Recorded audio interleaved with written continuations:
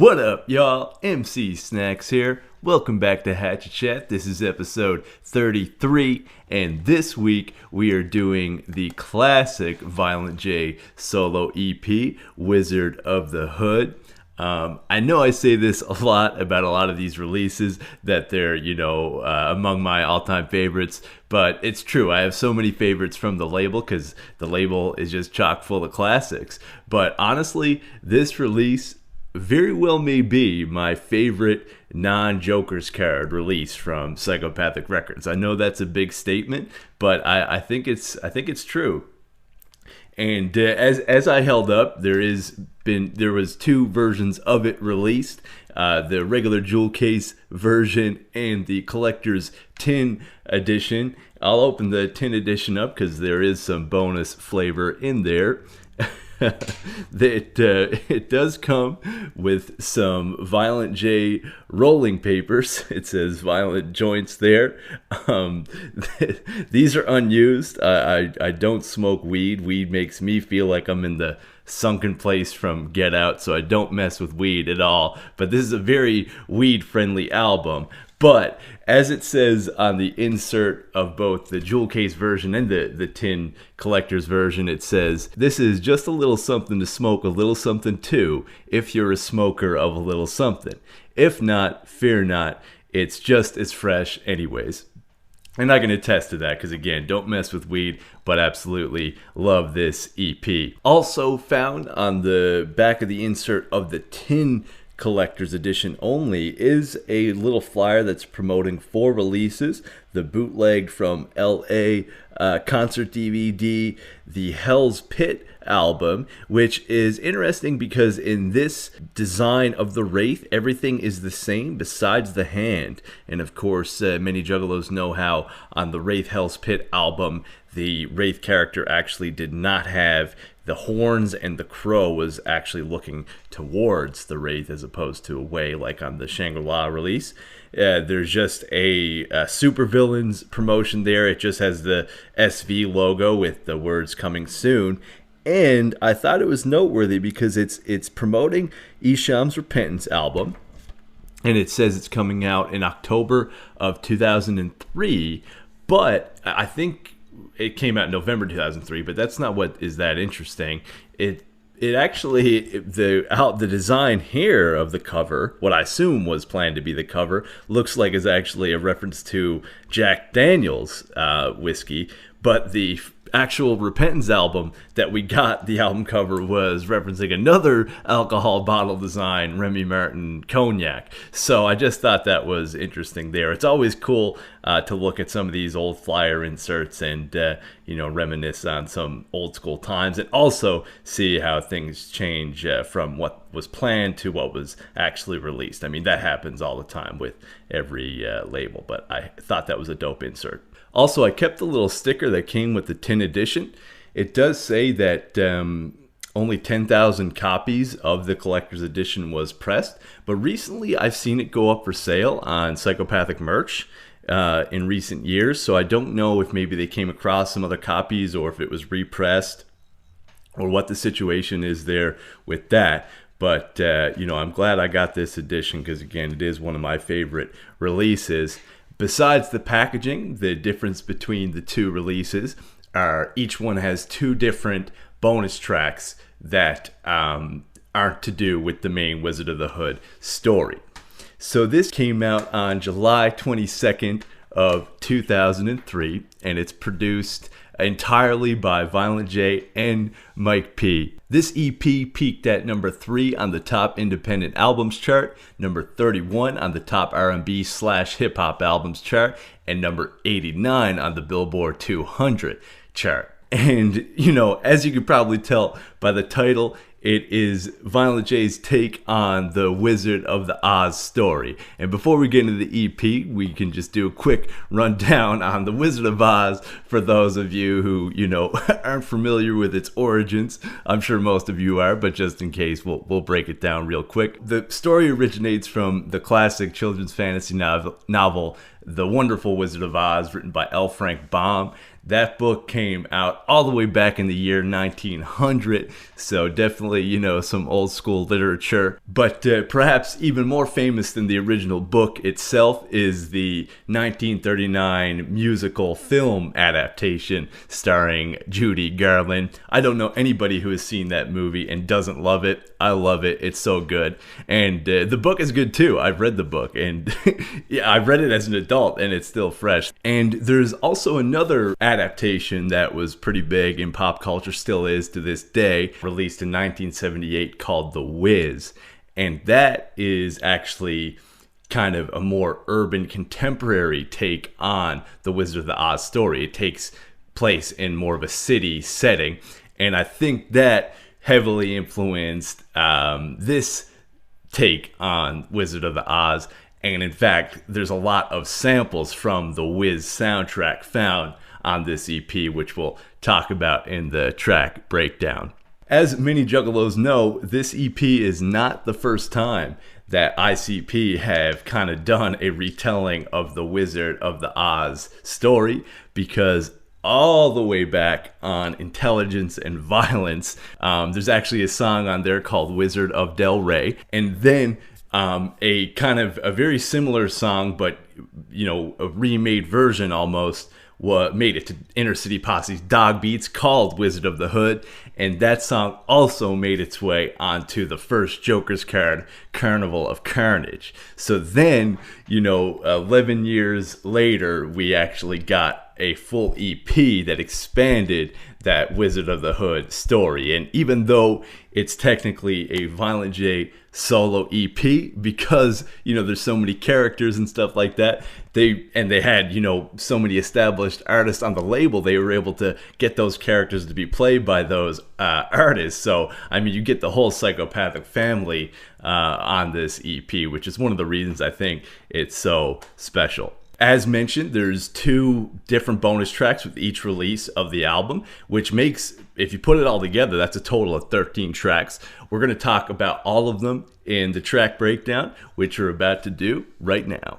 Track 1 is just called Intro, and on this song, we hear Violent J briefly introduce the record. He says that he hopes that the Juggalos like stories because this is a story album.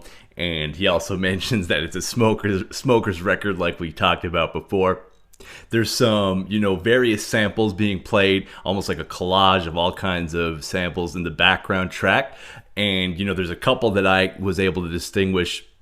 There's a really brief section of like that main guitar lick from Sweet Child of Mine by Guns N' Roses, I believe. There's also a very quick sample of Blam off of Shangri-La. But yeah, it's just a really, really quick intro of Violent J just, you know, addressing the Juggalos before the story starts. And then that goes into track 2, Let It Rain. And this is the actual song that kicks off Violent J's take on the Wizard of Oz story.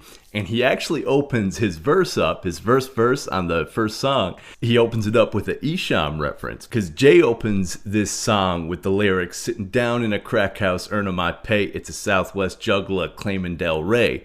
But the first lyrics on the first song of Esham's first album, Boomin' Words from Hell, on the song Esham's Boomin', Esham starts out by saying, sitting down in a crack house, earning my pay. If some bass head jump crazy, I'll just blow them away. So I definitely think that is a tribute to, you know, of course, ICP, one of ICP's biggest influence, Esham.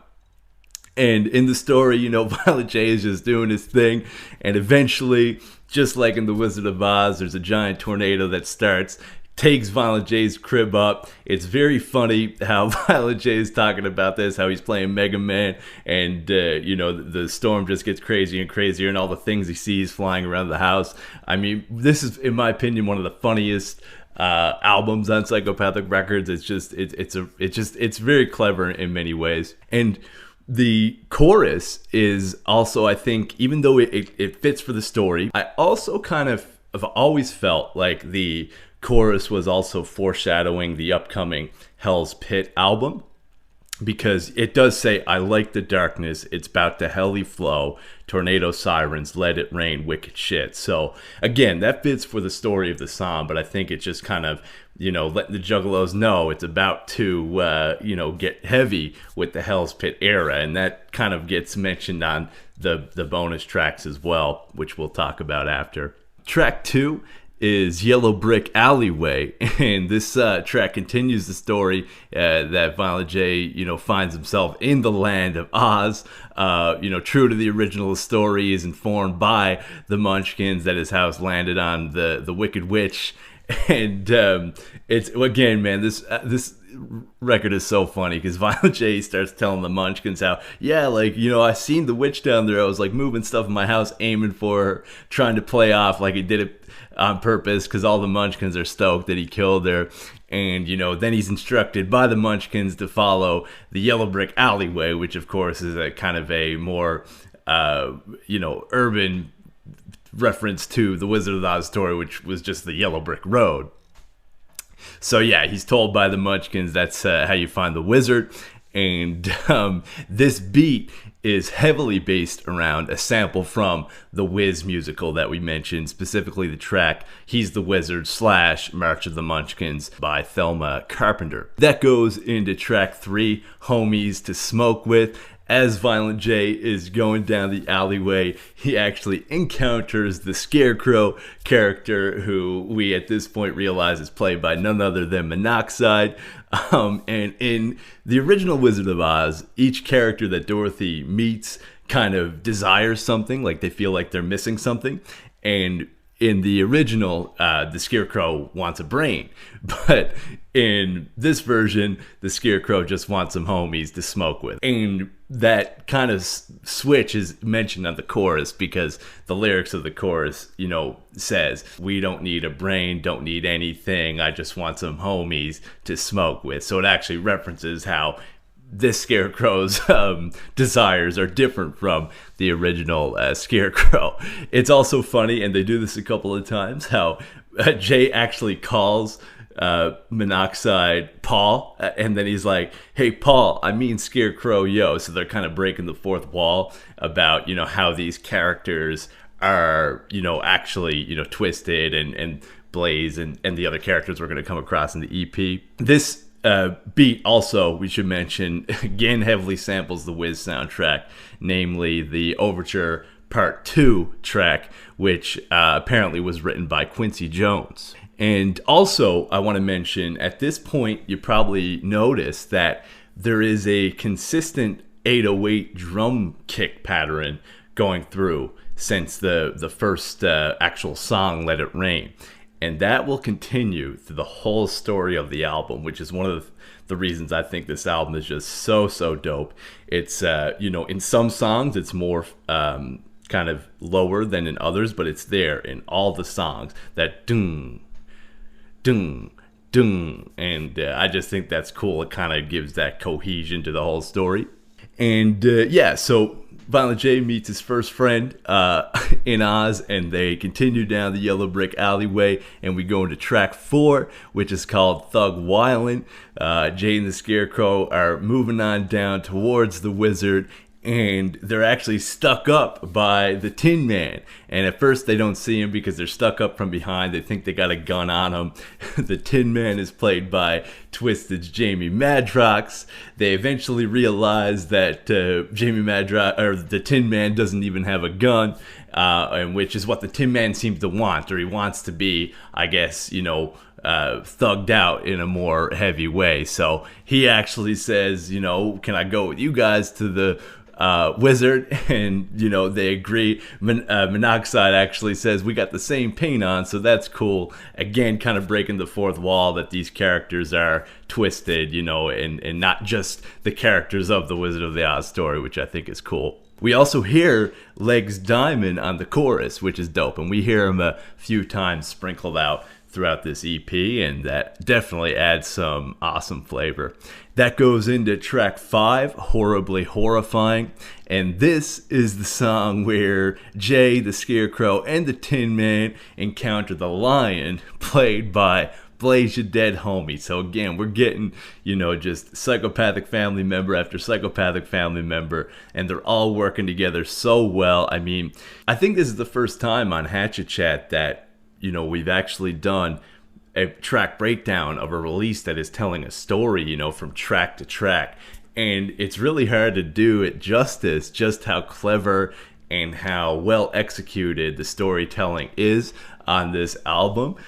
Because again, man, how the, you know, Psychopathic Records roster is working together on it. It just seems so seamless. It seemed like they were having so much fun doing it. And this song is no different. Like I said, Blaze is playing the lion.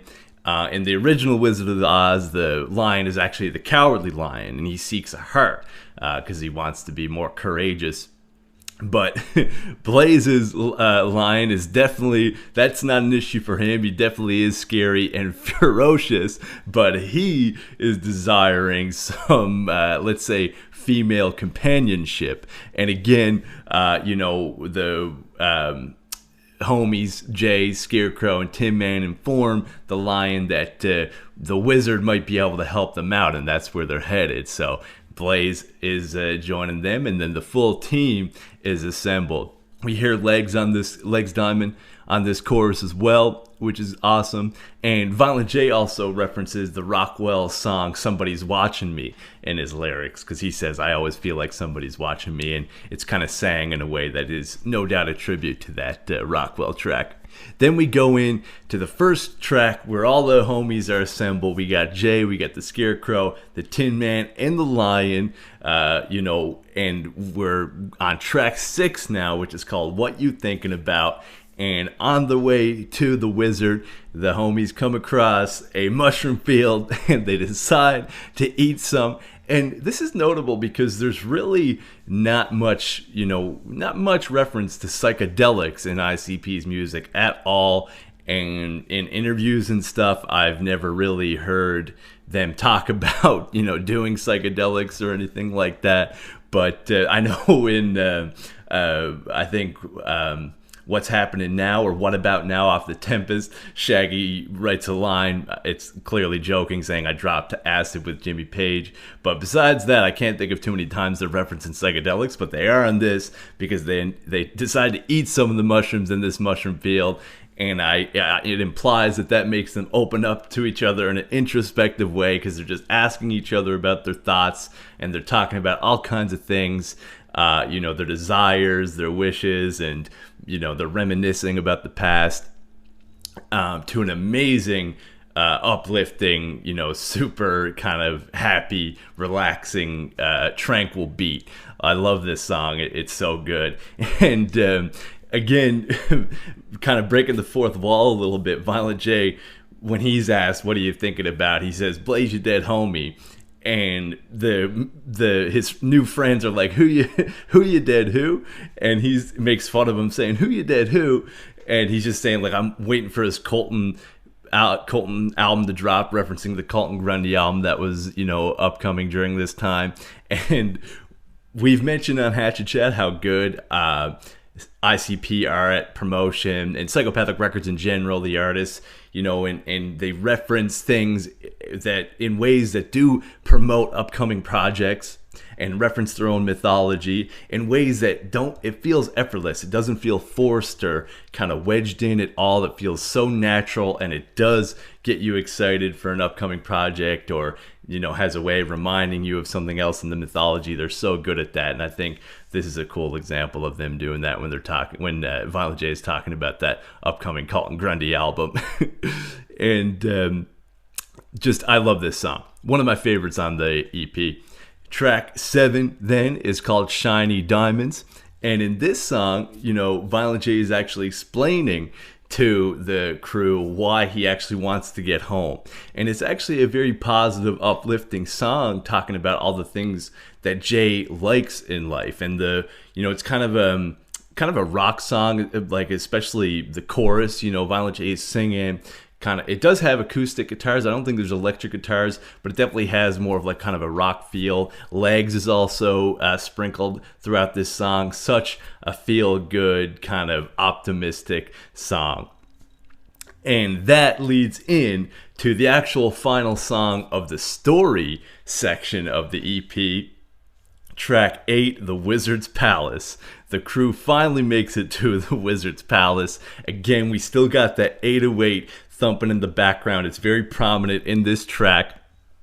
And it's actually, this song, the beat of this song is heavily based around another sample from that Wiz soundtrack, specifically the song I'm a Mean Old Lion by Ted Ross. So they're in the Wizard's Palace, pretty soon after the song starts, they come across a guard in the Wizard's Palace, and the guard is played by ABK, and it's so cool, again, breaking the fourth wall. Violent J, actually says, in his lyrics, then I thought, what you're thinking, was that ABK? And then ABK's, character, the guard, responds, just stick to the hallway, okay? Go away. So ABK is only there for a short period, but it's done so dope. It's so fun.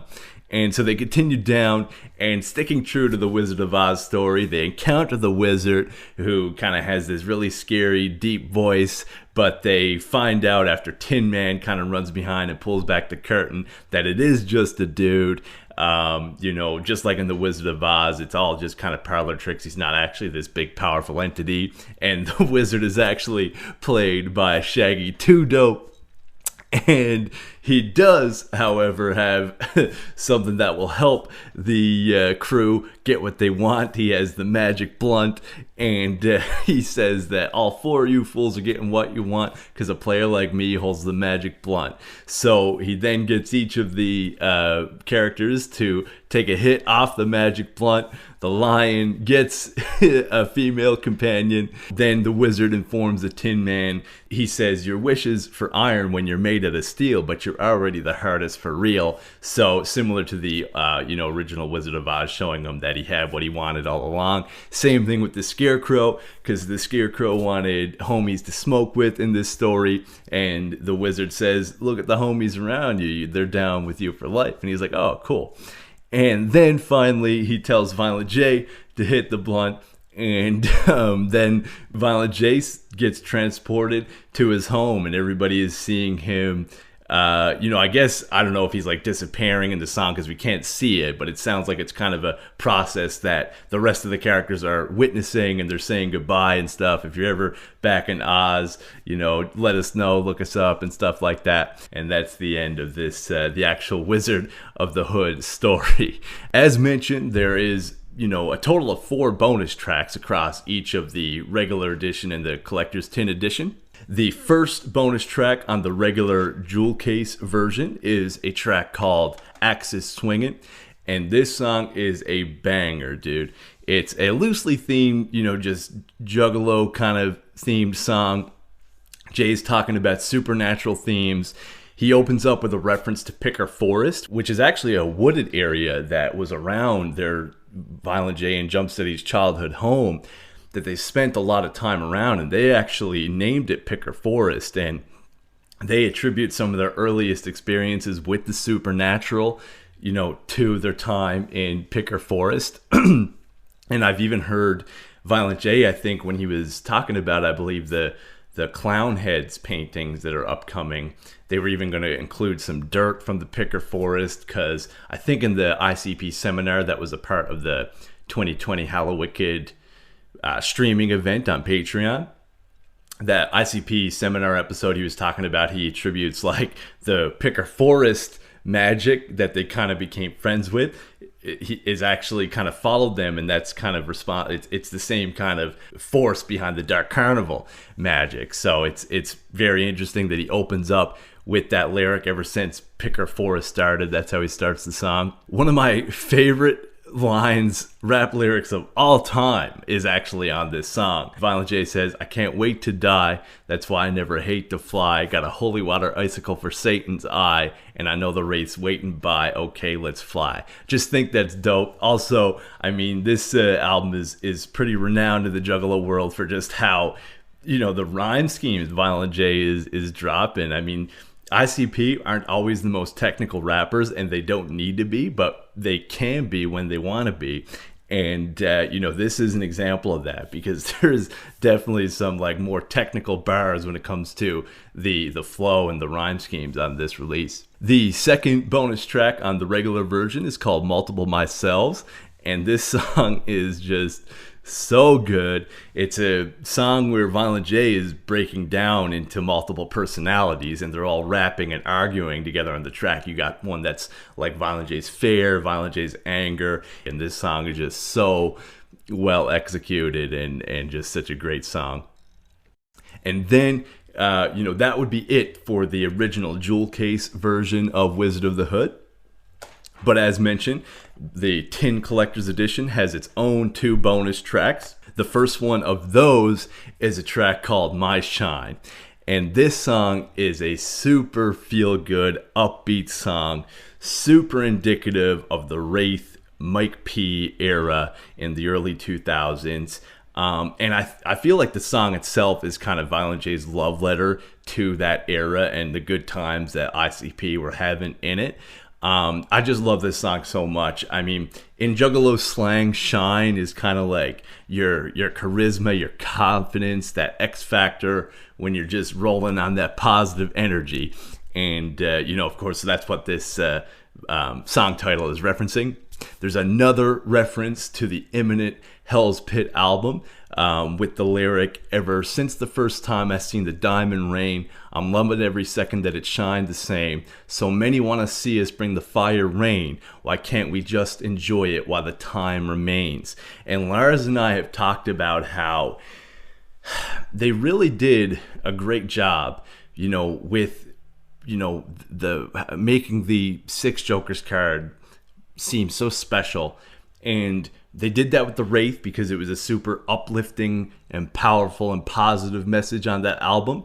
But then they were also really kind of promoting that there's a upcoming time of kind of doom and gloom with the Hell's Pit era. And we mentioned before on this series that it almost felt like it was something that ICP was hesitant to do because they were having so much fun in the Wraith era. And that might be, hit home by the fact that it was originally announced that Hell's Pit was going to come out 1 year after the Wraith Shangri-La, but it ended up coming out almost 2 years after. So I think they were extending that Wraith Shangri-La era. So I just think, again, referencing upcoming projects and stuff like that, so good at it. And that line is just super cool. Also, there's a reference to Awesome Dre opening up the second verse of this song, You Cannot Hold Me Back.